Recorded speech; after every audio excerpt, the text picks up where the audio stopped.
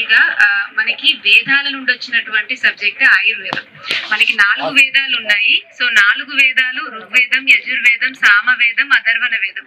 మనకి ఏ నాలెడ్జ్ అయినా కూడా ఈ వేదాల నుండే వచ్చింది. సో అలాంటి అథర్వణ వేదంలో చెప్పబడిందే ఈ ఆయుర్వేదం. చాలా మంది ఆయుర్వేదం అంటే ఏమనుకుంటారంటే, ఇంతకు ముందు కూడా నన్ను వచ్చి మాట్లాడారు, ఏదో 2 చెట్లను మరిగించుకొని తాగడము, లేకపోతే చెట్ల పసర్లు తాగడము, కొన్ని కషాయాలు ఇస్తారు, పసరు మందులు ఇస్తారు, అది మాత్రమే ఆయుర్వేదం అంటారు. కానీ ఆయుర్వేదం అనేది ఏంటి అంటే, మనకి ఎలా అయితే వేదాలలో అనంతమైన జ్ఞానం ఉందో ఆయుర్వేదంలో కూడా చాలా రకాలైనటువంటి జ్ఞానం ఉంది. అది దేని గురించి అంటే, మన జీవితంలో ఎలాంటి రోగాలు రాకుండా ఆరోగ్యంగా మనం ఉండాలి అంటే ఏం చెయ్యాలి, ఏం చేస్తే మనకి ఆరోగ్యం వస్తుంది అన్నది చెప్పిన శాస్త్రమే ఆయుర్వేదం. ఆయుషో వేద ఆయుర్వేదం అంటే మనం ఎలా నడుచుకుంటే, ఎలా ఉంటే మనకు హెల్దీగా ఉండగలుగుతాం.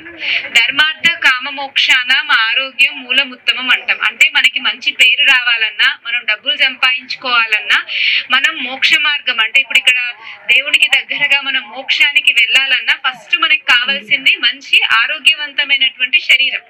ఫస్ట్ మనం హెల్దీగా ఉంటేనే ఇవన్నీ కూడా సాధించగలుగుతాం. కాబట్టి మనకి మనం ఆరోగ్యంగా ఉండడం అనేది చాలా ఇంపార్టెంట్. ఈ ఆరోగ్యం కోసం చెప్పబడినటువంటి స్పెసిఫిక్ గా మన వేదాల నుండి భారతీయ సాంప్రదాయంలో చెప్పబడినటువంటి శాస్త్రం ఆయుర్వేదం. పురాతనం అంటే 5000 సంవత్సరాల పూర్వం నుండి మన త్రేతాయుగం కావచ్చు, ద్వాపర యుగం కావచ్చు, కలియుగం కావచ్చు, ఈ అన్ని యుగాల్లో కూడా మన వాళ్ళు పాటించినటువంటి వైద్య విధానం ఆయుర్వేదం.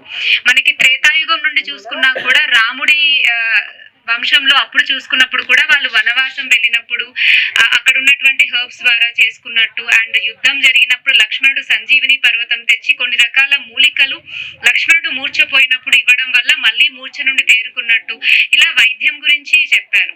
తర్వాత మనకి ద్వాపర యుగం స్టార్ట్ అయిన ద్వాపర యుగంలో కూడా మహాభారతం సమయంలో నార్మల్ గా మనకి కౌరవులు 100 మంది అని చెప్తారు. సో 100 మంది కౌరవులు ఎలా పుట్టారు అని అంటే, గాంధారికి ఎప్పుడైతే గర్భస్రావం అవుతుందో ఆమె ఆ గర్భస్రావం వల్ల ఏడుస్తూ ఉన్నప్పుడు రాజవైద్యుడు తనకి ఏంటి అంటే ఆ గర్భస్రావం అయినటువంటి దాన్ని 100 కుండల్లో వేపిస్తాడు.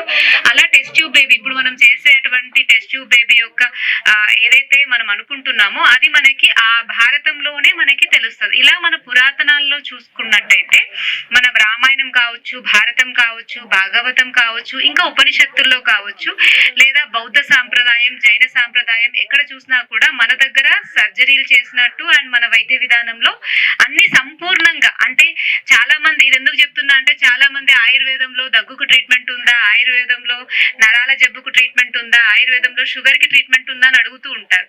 ఒక 100 సంవత్సరాల పూర్వం ఉన్న వైద్య విధానం ఆయుర్వేదం. 100 సంవత్సరాల పూర్వం వరకు ఎవరికి కూడా వేరే వైద్య విధానం మన భారతదేశంలో లేదు. సో ఆయుర్వేదం ద్వారానే మనకి సర్జరీలు చేసుకున్నారు, హెల్దీగా ఉన్నారు. అండ్ ఇంకా మన నాగార్జున తక్షశిల విశ్వవిద్యాలయంలో చెప్పినటువంటి విద్యాలను నేర్చుకొని చాలా మంది బయట నుండి వచ్చినటువంటి వాళ్ళు కూడా మన వైద్య విధానాలను నేర్చుకొని వాళ్ళు అవలంబించేవారు. సో అంత చరిత్ర ఉన్నటువంటి ఆయుర్వేదంలో ప్రతి దానికి కూడా, ప్రతి డిసీజ్ కి కూడా ట్రీట్మెంట్ ఉంటుంది.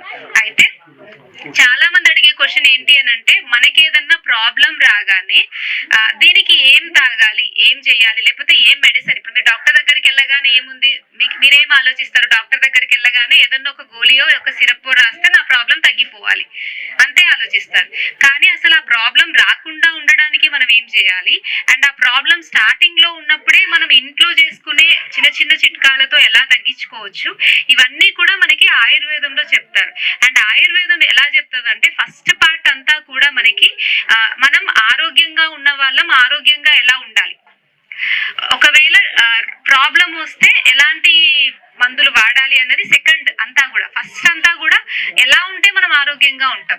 ఇప్పుడు ఇక్కడ కూర్మ గ్రామంలో ఉంది, కొంత ఎగ్జాంపుల్ గా వీళ్ళు ఇక్కడ ఏమంటారు, ఒక ఎలా ఉండాలి అన్న దానికి ఆ ప్రకారంగా ఉండడం కోసం మనకి కూర్మ గ్రామంలో ఒక ఎగ్జాంపుల్ లాగా వీళ్ళు ఇది స్టార్ట్ చేశారు. దీంట్లో ఇక్కడ మీరు ఏం చేస్తున్నారు, వీళ్ళు ప్రొద్దున్నే లేవడం అంటే బ్రహ్మ ముహూర్తంలో లేవాలి. బ్రహ్మ ముహూర్తంలో లేచిన తర్వాత మనము దంతధావనం అంటే పళ్ళు తోముకోవడం, వాటన్నిటికీ కూడా పళ్ళ పుల్లలు అండ్ పళ్ళ పౌడర్లే వాడాలి. అదే వాడుతున్నారు. అంటే ఎలాంటి రసాయనాలు కూడా మన బాడీకి అంటకూడదు. తర్వాత మనము ఆయిల్ పెట్టుకొని స్నానం చేయడం, దానికి కూడా పౌడర్లు అంటే సోప్స్ షాంపూస్ కాకుండా నార్మల్ గా కుంకుడుకాయ కావచ్చు, పౌడర్లు కావచ్చు వాడమని చెప్తున్నారు. ఆ తర్వాత ఫుడ్ కూడా మనకి మనం పండించుకొని మామూలుగా కట్టెలతో మాత్రమే వండుకొని మన ఓన్ గా మనం వండుకొని తినమని చెప్పేసి, అండ్ ఎక్కడా కూడా ఎలాంటి కెమికల్స్ కావచ్చు, ఎలాంటి అత్యాధునిక పరికరాలు కావచ్చు వాళ్ళు వాడకుండా మొత్తం కంప్లీట్ గా మనకి చేస్తున్నారు. ఇదంతా ఎందుకు అంటే ఫస్ట్ ఒకటి ఆరోగ్యంగా ఉండడం కోసం. అసలు ఇక్కడ అంటే ఒక చిన్న క్వశ్చన్ నేను అడుగుతాను. ఇక్కడ మెయిన్ కాన్సెప్ట్ ఏంటి అంటే కూర్మ గ్రామంలో మనము నేను ఫస్ట్ వచ్చేటప్పుడే చదివాను. నార్మల్ గా ఏంటి అని అంటే ఒక కొటేషన్ ఇక్కడ అంతా కూడా ఉంది కదా, ఏంటి అని అంటే సరళ జీవనం అండ్ ఉన్నత చింతనం. సో మెయిన్ అంటే మనం అంతిమంగా చేరాల్సింది ఉన్నత చింతనం కోసము సరళ జీవనం అనేది ఇంపార్టెంట్ అని చెప్తున్నారు. సరళ జీవనము అని అంటే ఎటువంటి డిపెండెన్సీ లేకుండా అన్నిటి కోసము మనం వేరే అంటే పరికరాల మీద కావచ్చు, వ్యక్తుల మీద కావచ్చు ఆధారపడకుండా మన స్వశక్తితో మనం సరళమైన ఎటువంటి కామక్రోధాలకి లోనవ్వకుండా, అత్యధిక ఆశలకి లోనవ్వకుండా ఉన్న దాంట్లో జస్ట్ తినగలగాలి, తినేంత వరకే సంపాదించుకోగలగాలి, దానితో మనం ఉన్నతమైనటువంటి మోక్షాన్ని పొందడం. ఇంతే కదా, ఇంకేమన్నా ఉంటే యాడ్ చేయండి. ఇది నార్మల్ గా మన ఆయుర్వేదం అయినా కావచ్చు, నార్మల్ గా అయినా కావచ్చు, ఒక మనిషి అంతిమంగా చేరాల్సినటువంటి మనం అనుకునేది ఏంటి అంటే ఈ జీవాత్మ పరమాత్మలో కలవడం కోసం మనం చేసే ఇదంతా కూడా.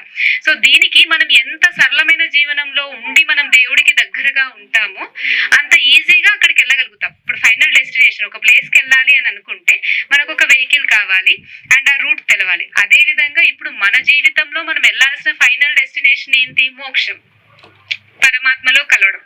దానికి వెహికల్ మన బాడీ. అండ్ తెలియాల్సిన రూట్ ఏంటి? ఇప్పుడు మీరు ఏమంటారు ఉండేటువంటి లైఫ్ స్టైల్ కావచ్చు, లేకపోతే ఆలోచించే అటువంటి విధానం కావచ్చు. సో అవన్నీ కూడా ఈ కూర్మ గ్రామంలో మనం నేర్చుకోవాలి అన్నది మీ కాన్సెప్ట్.